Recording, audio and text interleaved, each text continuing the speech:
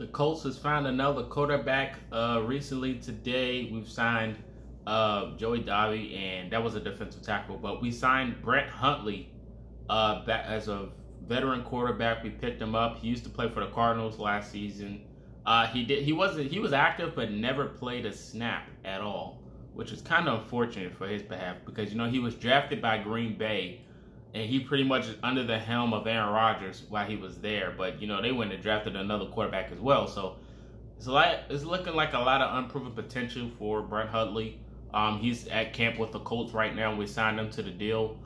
Before you guys spin this narrative out of proportion, I just wanted to say that, he got interviewed after the camp. And he came out and acknowledged that Brett Hundley was going to be coming to Indianapolis even before the whole injury and everything went down with Carson Wentz. So him replacing Carson Wentz, you could just throw that out the window. I think they were just bringing him to camp to see where he is, physically and mentally to play football. He was out there getting his reps in. So, he is on the roster. Shout out to him. I don't knock players, getting signed to a team to go get a contract. Do what you got to do. Unless it's certain players that I won't name, I'm not going to even try to bring that up. Because I don't want any bad juju on the Colts, and I don't want them to be on the Colts. So I'm just going to, throw it out the window and keep it moving ahead. It's good to see him on a roster. Hopefully he can get some time in the preseason to show what he's working with. 6'3" quarterback. He's a little mobile, but his career stats-wise is not going to impress anyone. Just going to throw that out there before you guys go look. 9 touchdowns, 13 interceptions total.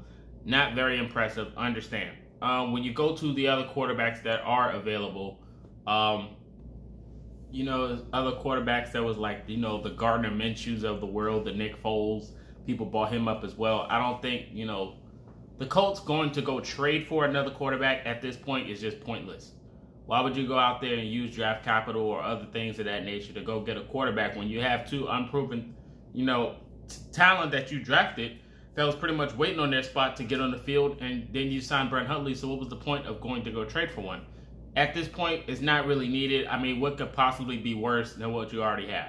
So, and I think that we got some proven talent on the roster. It's just going to take some time for them to get their feet under them. And I think they'll be, when they actually become comfortable and, actually start running more with the starters and stuff like that, and, being more aware of the game, I think that they'll be in good hands to be a good quarterback on any team, even if it's not the Colts. I just think they actually have to run with some guys, get some reps in, and I think they'll be good. Just for example, like Jacob Eason and Sam Ehlinger. Jacob Eason's getting those starters reps because Carson Wentz is out. And Jacob Eason, he's having his ups and downs, but, the passes that he's completing are on the money. I mean, we all know he's a gunslinger. Some of the passes that he's thrown in the training camp, he's overthrown T.Y. Hilton and other targets of that nature, Michael Pittman Jr. But when he has guys, then, his passes is there, and, he's not going against one of the best defenses in the NFL on these 11-on-11 drills. Like, he's going to get those passes guard off. Like, this is the ultimate test to get him ready for the season if his name is called. Who wouldn't want to have a good defense going to go up against week in and week out in these camps and in these practices? I think this would get him super ready for his name to be called if it is called. And I think, this is good for him because he had some completed passes too. Some of the dots that he thrown, the Marley Cox and Michael Pittman Jr., those dots that he's thrown is actually good. And Jack Doyle, he caught one from him as well. Of course, he throws picks. But like I said, it's one of the best defenses. Bobby Okereke, he's having himself a very good training camp. But it is what it is. And you got edge rusher and young Kwity Paye, who's pretty much blowing up the sub offensive line. That's not the fully healthy version. He's pretty much blown through that. But like I said, we have one of the best defenses in the NFL, and you're going in and out. In these 11-on-11s, you're pretty much being challenged on every snap. So I don't expect, an unready Jacob Eason to go out and, be like 12 for 12 in completions. I'm expecting him to have some roller coasters. But the fact that he's actually, getting comfortable in that pocket, getting the feet under him and actually, being a good, I'm saying having a learning experience against the Colts, starters is a good thing. Same thing for Sam Ehlinger. You know, he's out there. They got Morton out there as well in the practice squad. All these guys is going against this very good team on defense. And, you know, and they're really trying to, you know, win their spot. Sam Ehlinger knows what's at stake. You know, I preferred Sam Ehlinger when we drafted him. I made a video of which quarterback I would have starting, and I said Sam Ehlinger because, you know, I like a little mobility in my quarterbacks, and I think Sam Ehlinger can definitely get the job done. Like I said, this is no knock on Eason because we know he's a gunslinger. But when it comes to quarterback play, I think I prefer Ehlinger over Eason. But like I said, Eason can definitely, I think he has the starting role down pat if his number is called. And if Wentz misses a few games, I think Eason definitely gets the starting position over all the quarterbacks, even though we just brought in Hundley. But I think Eason is probably the most solid and most ready, I would say, over all of them because his name was called first in the reps anyway. So, like I said, Eason will probably get that role. And like I said, it's going to be a rough beginning of the year.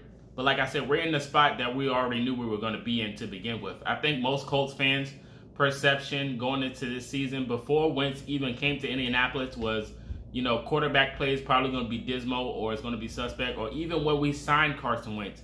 Most people already knew that Carson Wentz probably will not be fully healthy. So their mindset was already set on Ehlinger or Eason. Nobody thought Brett Hundley was going to come in. But, I mean, you know, like I said, Eason's definitely probably going to be the guy for the spot for quarterback when the season starts. Preseason is going to tell a lot as well. Training camp is looking really good for the Colts. I'm not going to lie. The defense is really much lights out. I'm going to talk more about training camp reactions next week, probably on Tuesday. But like I said, the defense is pretty much winning this camp as we expect because that's the best part on our team anyway is the defense.